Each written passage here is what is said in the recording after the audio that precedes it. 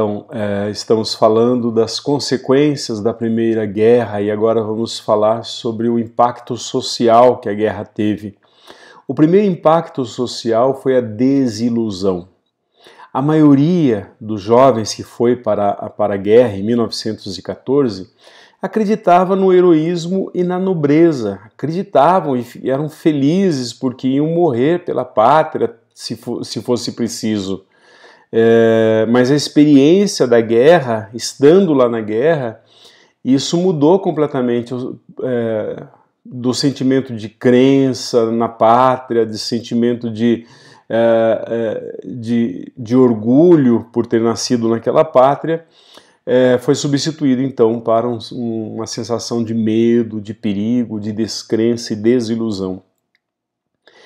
O conflito entre gerações também foi muito ampliado pela guerra, alimentando então uma raiva dos jovens contra os mais velhos, porque eles acusavam os mais velhos de tê-los incentivado a ir na guerra. Claro, colocavam a culpa nos pais, nos avós, enfim, nas autoridades, professores, né, porque eles é que incentivaram as pessoas. Quando eles viram o horror que era a guerra, eles se colocavam, então, voltavam com muita raiva dessas pessoas, né, dos mais velhos. A maioria dos países europeus perdeu praticamente toda uma geração de homens jovens. O escritor alemão Erich Maria Remarque, no livro Nada de Novo no Front, datado de 1929, ele conseguiu captar a experiência dessas tropas nas frentes de batalha e conseguiu expressar a alienação da guerra perdida. Ele dizia que as pessoas retornavam ao lar depois da guerra, mas se sentiam incapazes de se adaptar em tempos de paz. Estavam desacostumados com a paz e viviam inquietos, com depressão, desiludidos. Ao mesmo tempo eram tragicamente incompreendidos pelos civis, porque os civis não entendiam por que eles foram para a guerra e os acusavam: vocês mataram muita gente. Eles não entendiam que eles haviam vivido de horrores nesta guerra, então eles julgavam esses soldados de uma maneira muito, muito ruim, né? Então, quando uma geração inteira de homens foi para o front, o que aconteceu? As mulheres que ficavam. E as mulheres, então, tiveram que se virar. Até então, elas viviam confinadas no serviço doméstico. E agora elas começaram a trabalhar.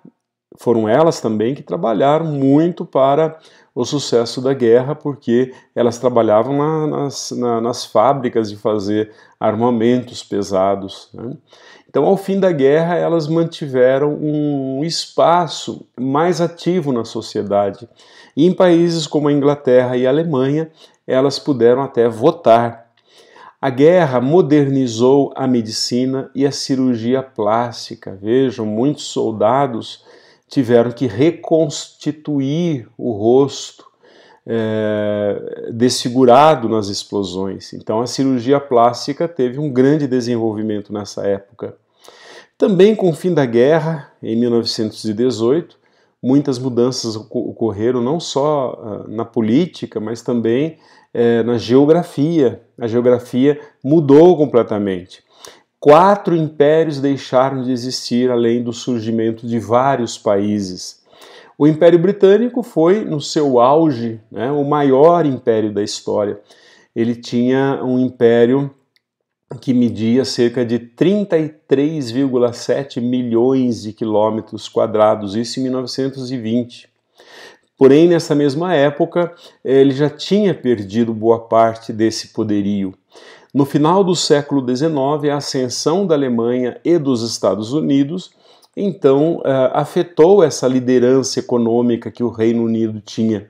Algumas colônias conquistaram a independência. A Irlanda se separou do Reino Unido. O Império Otomano, que foi fundado, vejam bem, o Império Otomano data no finalzinho do século XIII, do ano 1299. E ele entra em declínio, então, a partir do século XIX. A República da Turquia foi formada após a Guerra de Independência Turca. Hoje são 40 novos países criados a partir da separação ou da divisão desse Império Turco-Otomano. O Império Alemão ele surgiu em 1871. Se a gente olhar o Império Otomano de 1299, a gente vai ver que ele chegou bastante atrasado, né? Em 1871, no final do século XIX, surgiu com a unificação alemã. Portanto, ele se torna um império muito depois dos outros impérios que já existem ali. E chegando atrasado, não participa da divisão dos territórios africanos. A Alemanha nunca engoliu isso. Por que os países todos dividiram a África e ela não ficou com nada? E além disso havia rivalidades com seus vizinhos, como a França, por exemplo, a Rússia e também a Áustria, era chamada de Áustria-Hungria naquela época, porque era o mesmo país. A Alemanha era aliada do Império Austro-Húngaro desde 1879 e foi ela que deu o seu apoio, o seu aval, né, aos austro-húngaros, né, quando declararam a guerra à Sérvia, porque um separatista, um nacionalista sérvio, né, a Sérvia fica ali onde era a Iugoslávia antigamente, voltou a ser Sérvia de novo. Mas eles declararam guerra à Sérvia porque um nacionalista, né, um radical, matou o príncipe Francisco Ferdinando. Então, com isso, a Alemanha deu o seu apoio à Áustro-Hungria e invadiram a Sérvia. Invadindo a Sérvia, o que aconteceu? A Rússia e a França entraram no conflito. E foi isso, então, que iniciou a Primeira Guerra Mundial. Vejam que lá, quando eu falei do Tratado de Versalhes, a Alemanha foi acusada de iniciar a guerra. E, olhando por esse lado, teria sido mesmo. A derrota da Alemanha na guerra, ela foi consolidada por esse Tratado de Versalhes, que foi assinado em janeiro, foi assinado, aliás, em junho de 1919.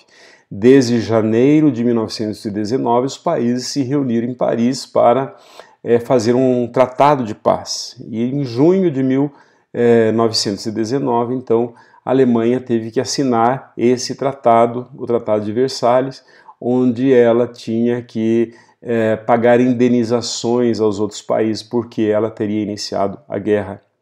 O Império Alemão não só perdeu todos os seus territórios ultramar, mas também parte de suas terras para a França, para a Bélgica e para a Polônia. Além da grande perda dos seus domínios, a Alemanha também precisou pagar indenização pela sua responsabilidade na guerra, como eu já falei. Né? E isso, claro, causou uma grande crise econômica no país. Tais acontecimentos contribuíram para... Então vejam, eles criam um tratado, fazem a Alemanha assinar esse tratado, que fica danoso para a Alemanha, porque a Alemanha mergulha numa crise muito grande de desemprego, de fome, uma crise nas indústrias, uma crise geral, né, uma crise geral e econômica. E isso, então, favorece, é isso que vai favorecer depois a eclosão da Segunda Guerra Mundial e o papel de Adolf Hitler nesse processo. Agora, o Império Russo. O Império Russo ele iniciou em 1721, portanto, no meio do século XVIII, de 1721 a 1917. Ele cobria todo o leste europeu, também a Ásia Central e até a América do Norte. Sim, o Alasca pertencia à Rússia, ao Império Russo. Então a Rússia é foi um dos maiores impérios e um dos mais importantes impérios. E pouco antes da Primeira Guerra, a Rússia era uma das últimas monarquias absolutistas da Europa. Ela tinha uma riqueza de mais de 250 bilhões de dólares naquela época. Era muito dinheiro para aquela época. Porém, isso não foi suficiente para evitar que os problemas econômicos, os problemas sociais e os problemas políticos tomassem conta da Rússia. E criou uma geração inconformada, uma geração muito insatisfeita, né, com o autoritarismo do sistema dos czares que eram os reis russos. A entrada do Império Russo na Primeira Guerra Mundial só piorou as coisas. Eles tinham como objetivo conquistar novos territórios e obter o acesso ao mar Mediterrâneo. E por isso eles se juntaram à Tríplice Entente, né, com essa finalidade. O pessoal da Tríplice Entente achava, puxa vida, o Império Russo vai ficar do nosso lado, que bom, mas a Rússia estava com outros olhos, né? Ela queria ampliar os seus territórios, né, e tomar o mar Mediterrâneo. Porém, durante o conflito, a Rússia ela perde, né, ela entrou na guerra e a guerra foi muito prejudicial para ela, porque ela perdeu muitas terras, ela viu metade do seu efetivo militar morrer e sofreu uma paralisação da indústria que acarretou a diminuição da produção agrícola e, consequentemente, além da fome generalizada, também uma inflação generalizada. O Império Austro-Húngaro, ou Áustria-Hungria, surgiu em 1867, sucedendo então o Império Austríaco, que fez um acordo com a nobreza húngara. Entre suas principais cidades estavam Viena, Budapeste, Praga, Cracóvia, Zagreb e entre outras. Antes da Primeira Guerra Mundial e de sua dissolução, o Império chegou a ter mais de 670 mil quilômetros quadrados e uma população de 52,5 milhões de habitantes. Então, depois da Primeira Guerra e depois que do fim da Áustria-Hungria, né, então elas se separam, a Áustria fica uma coisa, a Hungria fica outra, mas também surgiram desse Império Austro-Húngaro, outros países, como a Tchecoslováquia e a própria Iugoslávia, que vai ser o epicentro, né, da Primeira Guerra. A Albânia passou também a fazer parte do mapa, mas a região nunca teve paz, porque teve muitos conflitos internos mesmo depois da Primeira Guerra. A Primeira Guerra Mundial proporcionou uma grande primazia aos Estados Unidos e fez com que as potências europeias se tornassem cada vez mais dependentes dos Estados Unidos, uma vez que se tornaram a principal fonte de equipamentos, os Estados Unidos se tornou a principal fonte de equipamentos bélicos. Então, quer comprar arma? Estados Unidos, até hoje. Estados Unidos tem uma dificuldade muito grande em proibir as armas, porque eles ganham trilhões de dólares só com armas, né? Para vocês terem uma ideia, esses países como o Iraque, por exemplo, que os Estados Unidos atacou o Iraque, mas as armas que estavam no Iraque vieram todas dos Estados Unidos. Então os Estados Unidos ficou um grande produtor de armas bélicas, né?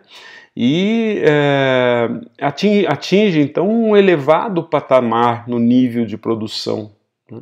E no final da guerra foi necessário recorrer mais uma vez ao crédito americano. Vejam, os europeus dependiam dos americanos durante a guerra porque precisavam de armas, e depois da guerra, quando eles estavam numa situação caótica financeira, econômica, social e política, também precisavam dos Estados Unidos, porque eles estavam muito pobres. A Europa empobreceu terrivelmente. Então, são essas consequências políticas, sociais, geográficas da Primeira Guerra Mundial. Espero que você tenha gostado e te espero também no próximo encontro. Até lá.